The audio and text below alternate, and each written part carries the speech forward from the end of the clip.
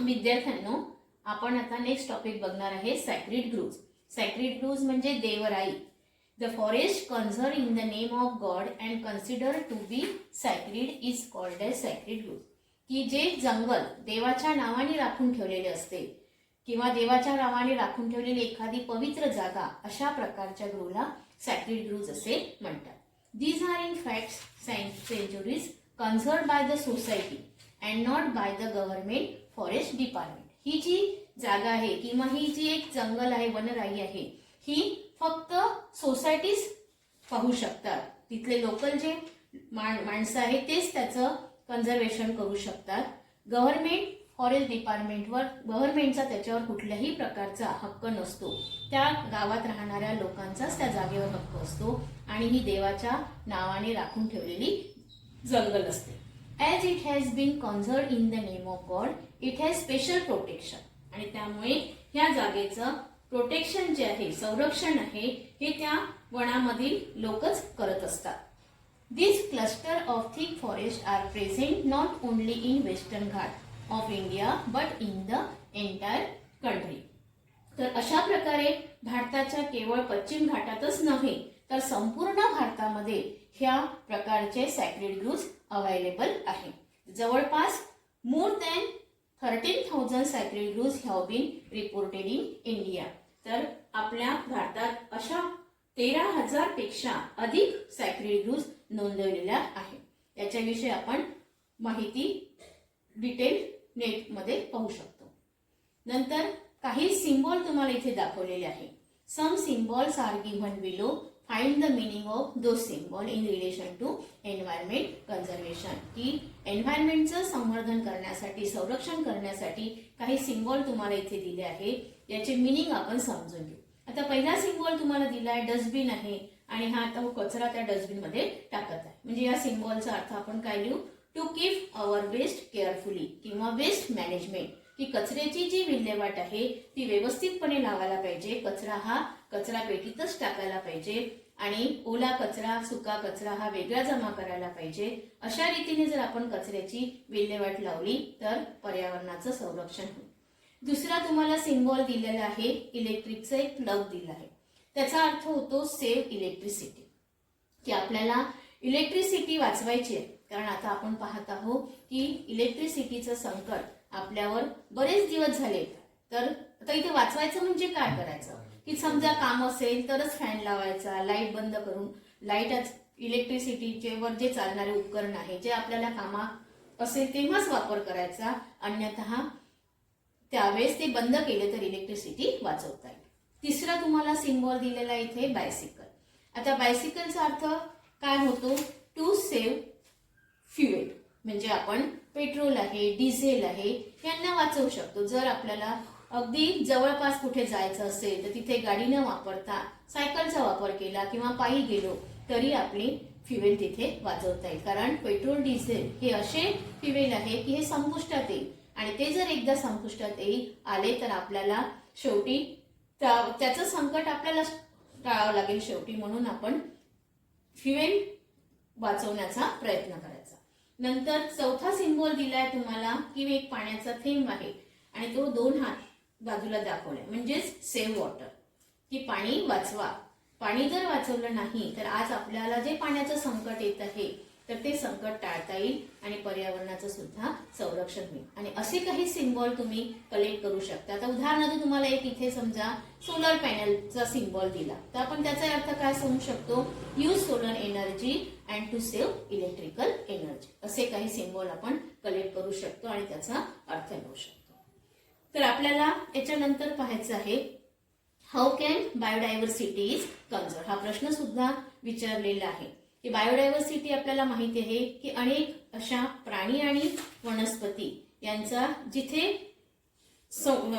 एकत्र असतात अशा प्रकारच्या झोनला बायोडायव्हर्सिटी असे म्हणतात. आता त्याचं संरक्षण कसं करायचं? पहिला पॉइंट दिला आहे protecting the rare species of organism. दुर्मिळ जाती ज्या आहे त्या दुर्मिळ जातीच्या सजीवांचं संरक्षण करणे. की दिवसेंदिवस आपण पाहत आहे की डिफॉरेस्टेशन आहे, नंतर हंटिंग आहे, पोचिंग आहे, यामुळे काही प्राणी आणि वनस्पती यांच्या स्पेसीज दुर्मिळ होत आहेत. तर या सर्व बेसिसचं आपण प्रोटेक्शन करायला पाहिजे.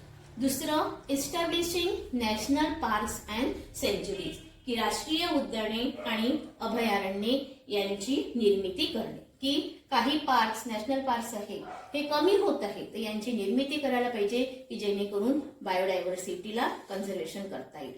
नंतर, डिक्लिअरिंग सम रिजन्स ॲज बायो रिझर्व्हर्स, की काही अशा जागा आहे की त्या बायो रिझर्व्ह करून ठेवायला पाहिजे, राखीव ठेवायला पाहिजे. म्हणजे जे क्षेत्र आता आपले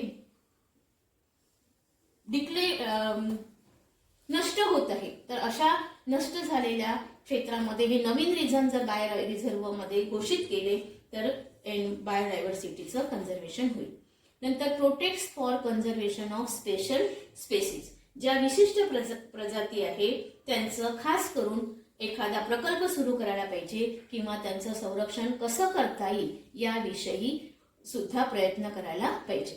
conserving all plants and animals, प्राणी आणि वनस्पतींचं संवर्धन करणे, की ज्या प्लांट्स आणि ॲनिमल्स दिवसेंदिवस कमी होत आहे तर त्यांचं सुद्धा कन्झर्वेशन जर आपण केलं, त्यांच्या स्पेसीज जर वाढवल्या तर बायोडायव्हर्सिटीचं कन्झर्वेशन होईल. ऑब्झर्विंग द रूल्स, आणि आपल्याला गव्हर्नमेंटने अनेक नियम लावून दिलेले आहे आणि त्या नियमांचं जर पालन केलं, अशा कितीतरी संस्था आहे की त्यांनी पर्यावरणाचं संरक्षण करण्यासाठी, बायोडायव्हर्सिटीचं संरक्षण करण्यासाठी अनेक असे नियम लावून दिले. त्या नियमाचं पालन जर केलं तर बायोडायव्हर्सिटीचं कन्झर्वेशन होईल. आणि maintaining record of traditional knowledge, पारंपरिक ज्ञानाची नोंद करून ठेवणे, की आधी जुन्या काळामध्ये अनेक अशा गोष्टींविषयी की यांचा बचाव कसा करता येईल, यांना कसं वाचवता येईल याविषयी माहिती दिली होती, ती माहिती सुद्धा जपून ठेवणे आवश्यक आहे. अशा प्रकारे आपण या 7 पॉइंट्स पासून बायोडायव्हर्सिटीचं कन्झर्वेशन करू शकतो. Till now we have studied the rules and regulation about environmental conservation and protection in this lesson. अशा प्रकारे आपण या लेसनमध्ये पर्यावरणाचं संवर्धन आणि संरक्षण कसं करायचं याविषयी माहिती सुद्धा पाहिली आणि अनेक नियम सुद्धा पाहिले आणि काही सोसायटींनी असे काही वर्क हातात घेतले आहे, त्या संस्थेचे नावं तुम्हाला खाली दिलेले आहे, ते तुम्ही वाचून घ्या. आपला तुमच्या स्वतःचा कशा प्रकारे रोल आहे की आपण स्वतः पर्यावरणामध्ये संवर्धन करण्यासाठी आपली स्वतःची भूमिका कशी असायला पाहिजे, तर त्या ठिकाणी तुम्हाला स्वतः कशा प्रकारचे प्रयत्न करायचे आहे. पहिला पॉइंट समजा आपण पाहू आता, कंट्रोल. कंट्रोल म्हणजे नियंत्रण. प्रिव्हेंटिंग द हार्म, की काही अशा गोष्टी आहे की ज्याच्यामुळे पर्यावरणाला हानी पोहोचते तर त्यांचं प्रिव्हेंट करायला पाहिजे. स्टॉपिंग द हार्मफुल ऍक्टिव्हिटीज, ज्या काही हानी करणाऱ्या कृती आहे की ज्याच्यापासून पर्यावरणाला धोका निर्माण होतो, अशा फॉर एक्झाम्पल वॉटर पोल्युशन आहे, एअर पोल्युशन आहे, यांना थांबवलं पाहिजे. तर अशा हार्मफुल ऍक्टिव्हिटीजला जर स्टॉपिंग केलं, त्याच्यावर नियंत्रण केलं तर पर्यावरणाचं संवर्धन होईल. चेंजिंग द माइंडसेट, आपली जी मानसिकता आहे की स्वतःचा मनुष्य स्वार्थासाठी आज काही सुद्धा करायला तयार आहे, तर अशा रीतीने त्यांनी आपल्या मानसिकतेमध्ये सुद्धा बदल करायला पाहिजे. दुसरी भूमिका आहे प्रोडक्शन. प्रोडक्शन म्हणजे निर्मिती. Revival of harm factors of environment, की पर्यावरणाला ज्या गोष्टी हानी पुरवतात अशा घटकांचे जर पुनरुज्जीवन करता येत असेल, रिसायकलिंग करता येत असेल तर त्या आपण करायला पाहिजे. आणि अटेम्प्टिंग इनोव्हेशन, नवनिर्माणासाठी प्रयत्न करणे. काही आपल्याला नवीन टेक्नॉलॉजीमुळे काही निर्माण करता येत असेल तर त्याला सुद्धा आपण प्रयत्न करायला पाहिजे. नंतर तिसरा पॉइंट आहे अवेअरनेस. अवेअरनेस म्हणजे प्रसार, की अजूनही काही जणांमध्ये जागृती झालेली नाही आहे. कितीही गोष्टी सांगितल्या तरी ऐकायला तयार राहत नाही. तर अशा बाबतीत का बरं होते हे, की त्यांना त्या बाबतीत पुरेसं शिक्षण नसते, गायडन्स नसते. तर आपण त्यांना एज्युकेशनच्या माध्यमातून ह्या गोष्टी सांगायला पाहिजे. काही गोष्टीविषयी मार्गदर्शन करायला पाहिजे. काही लोकांमध्ये अजूनही जागृती झालेली नाही, अंधश्रद्धा आहे, याविषयी त्यांना समजून सांगितलं पाहिजे. किंवा जंगलतोडमुळे काय नुकसान होते, नंतर हंटिंग किंवा पोचिंग केल्याने काय होते याविषयी जागृती निर्माण करायला पाहिजे. आणि इमिटेशन, एखाद्या जर ठिकाणी चांगल्या गोष्टी होत असेल तर त्याचं अनुकरण आपण करायला पाहिजे, ऑर्गनायझेशन करायला पाहिजे आणि प्रत्येक गोष्टीमध्ये आपला प्रत्यक्ष सहभाग असायला पाहिजे. नंतर आहे प्रिव्हेन्शन. प्रिव्हेन्शन म्हणजे प्रतिबंध, की प्रिव्हेंटिंग पॉसिबल हार्म्स, की आपण सांगितले की काही संभाव्य धोके असतात, काही पर्यावरणाला नुकसान करणारे ऍक्टिव्हिटीज असतात, तर त्यांचं प्रिव्हेंट करायला पाहिजे. डिझायनिंग न्यू प्लॅन्स, नवीन कृती कार्यक्रम आखायला पाहिजे. डिझायनिंग न्यू प्लॅन्स म्हणजे काही योजना नवीन होत असेल तर त्या आपण आखायला पाहिजे, त्याच्यातून काही आपल्याला फायदा होत असेल किंवा नवीन नवीन योजना निर्माण करतात त्याच्यामध्ये आपला सहभाग होत असेल तर अशामध्ये सुद्धा आपण पार्टिसिपेट व्हायला पाहिजे. फॅक्टर्स हार्मफुल टू एन्व्हायरमेंट, आणि पर्यावरणाला हानी पोहोचणारे जे घटक आहे यांना शक्यतोपर्यंत त्यांचा प्रतिबंध करायला पाहिजे, टाळायला पाहिजे. नंतर प्रिझर्वेशन. प्रिझर्वेशन म्हणजे जतन करून ठेवणे, की आतापर्यंत जे झालं आहे ते विसरून जायचं, परंतु preserving whatever has been left over reminds to prevent further loss, की जे उरले आहे त्याचं आपण जतन करायला पाहिजे, की यांनी तसं केलं त्यांनी तसं केलं मग आपण असं करायला पाहिजे, ह्या गोष्टी विसरून जायला पाहिजे. आणि आता जी प्रॉपर्टी राहिलेली आहे किंवा जे शिल्लक राहिलेलं आहे त्यांना कसं जतन करता येईल, त्यांच्यामध्ये अजून कशा प्रकारे नवीन योजना आखून प्रगती करता येईल, वाढवता येईल, याविषयी आपण विचार करायला पाहिजे.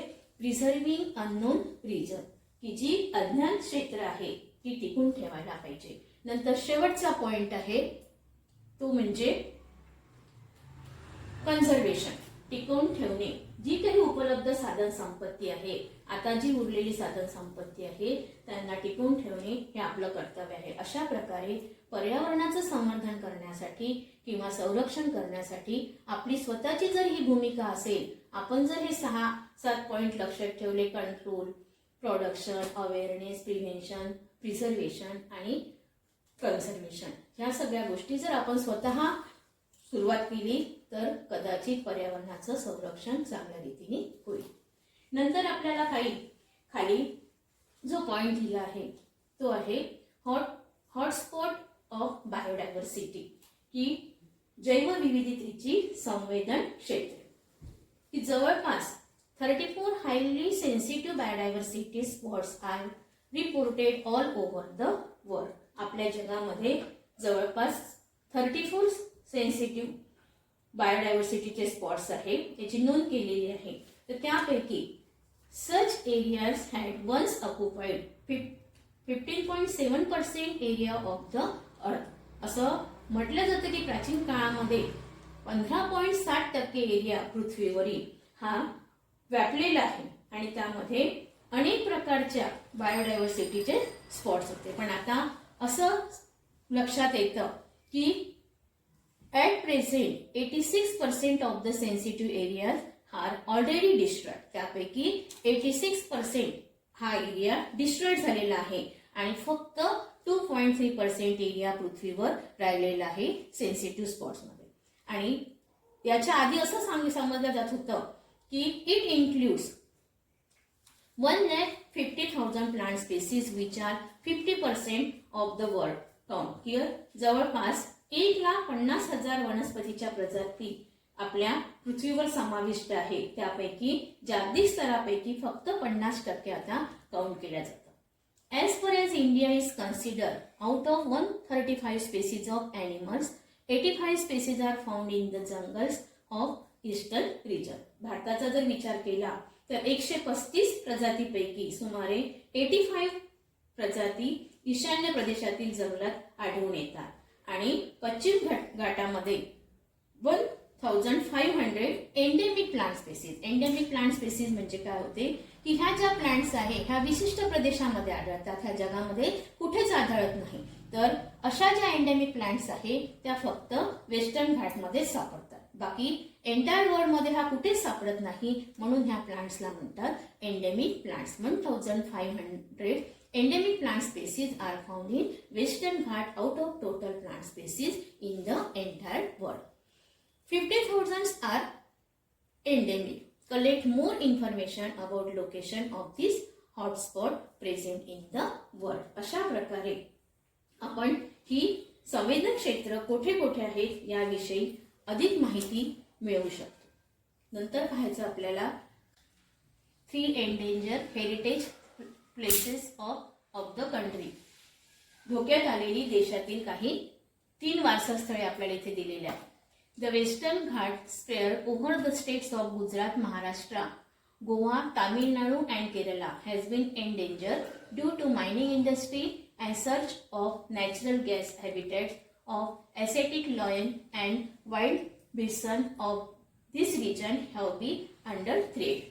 तर गुजरात, महाराष्ट्र, गोवा, तामिळनाडू आणि केरळ या 5 राज्यात व्याप्तीत असलेला पश्चिम घाट हा खाण उद्योग आणि नैसर्गिक वायू यांच्या शोधासाठी सुरू असलेल्या कामामुळे हे जे 5 भाग आहे हे धोक्यात आलेले आहे आणि त्यामुळे त्या भागात राहणारे जे काही ॲसियाटिक लॉयन आणि वाईल्ड बिसन याच्या सुद्धा प्रजाती दिवसेंदिवस धोक्यात येत आहे. कारण त्यांचं जे राहण्याची जागा आहे ती या मायनिंग इंडस्ट्रीमध्ये किंवा नॅचरल गॅस तयार करण्यासाठी वापरण्यात आली आहे आणि त्यामुळे ह्या टायगर ॲसियाटिक लॉयनचं आणि वाईल्ड बिसनचं प्रजाती ह्या धोक्यात आल्या आहे. नंतर दुसरं आहे मानस सेंच्युरी. तर आसाममधील जे मानस अभयारण्य आहे या धरणे व पाण्याचा होत असलेला बेसुमार वापर यांचा फटका इथे बसलेला आहे आणि त्यामुळे तेथील टायगर आणि एकशिंगी गेंडा यांना सुद्धा धोका उत्पन्न झालेला आहे.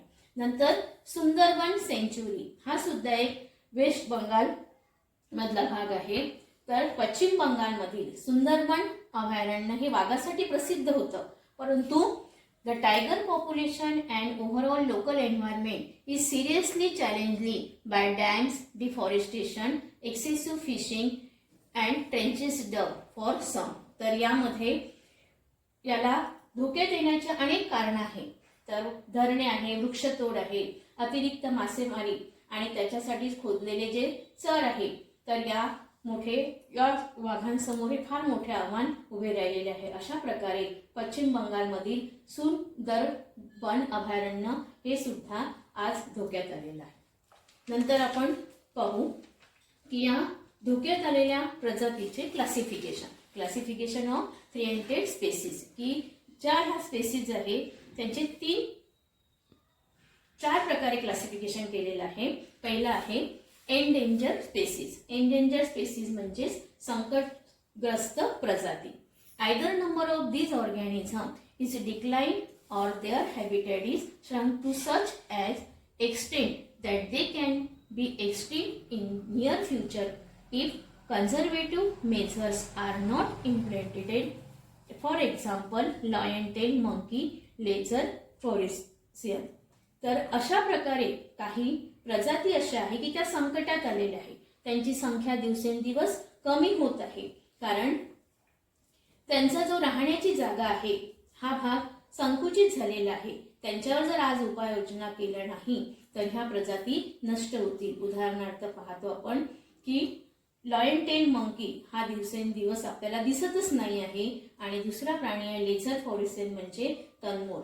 हे प्राणी दिवसेंदिवस नष्ट होत आहे म्हणून ह्या स्पेसीसला म्हटलं आहे एंडेंजर स्पेसीज. नंतर आहे रेअर स्पेसीज. रेअर स्पेसीज म्हणजे दुर्मिळ होत आहे.